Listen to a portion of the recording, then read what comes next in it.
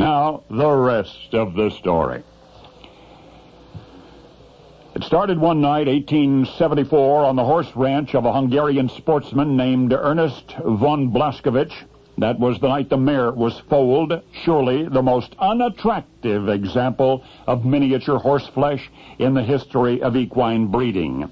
The owner wondered what on earth could have gone wrong. The foal's sire and dam were English breds, were substantial horses, but their offspring was the ugliest thing anyone in the stables had ever seen. A knobby-kneed, spindly-legged, short-necked mare colt, an ugly horseling. Von Blaskovich offered her for sale. Nobody was even slightly interested in the homely, ungainly little filly. And so the owner, with more than a touch of sarcasm, named the foal Kincham, K-I-N-C-S-E-M, which in his native language meant my fortune, bad luck, that sort of thing.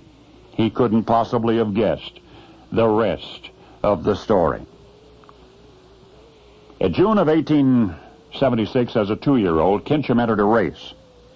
What? She won? She won. Nobody was more surprised than her owner. He never tried to sell her again. In fact, 2 weeks later, Kincham was entered in another race, and again she crossed the finish line. The winner? The winner. Imagine this. You know, they could never even get Kincham up to the line for the start. They didn't have gates in those days, and this ugly mare would lay back there, standing lazily behind the starting line, and no matter how hard her jockey would try to encourage her, she would refuse to move up with the other horses.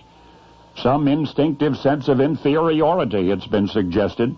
Only when the starter would give up and finally give the signal, only when the field was off, and Kincham could hear the sudden pounding of the hoofs on the turf, then she would take off after the others and catch him and pass him. One day Kincham was entered to run against the winner of the German Derby. This was the continent's biggest race of the year. Kincham was still grazing when the field broke. Then her ears went up. She pulled herself together like an accordion, and then, with a great push from her skinny hind quarter, she launched herself in pursuit of the field.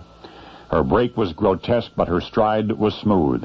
Into the first turn, Kincham cut around the trail enders on the outside. Into the far turn up the back stretch, suddenly these near-side spectators who couldn't see knew what was happening from the screams of those on the far side who could. Kincham was fighting for a hole.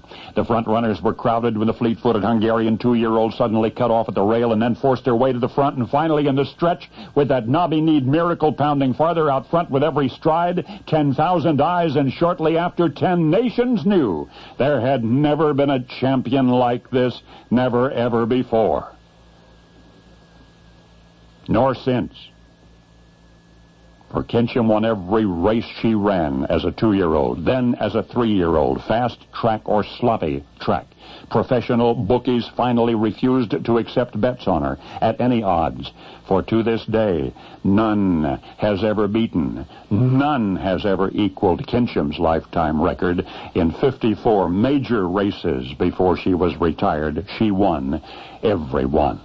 That is the official record, which stands unequaled to this day, with this footnote, which never appeared in any record book: the ugliest horse that was ever born became the greatest horse that ever lived.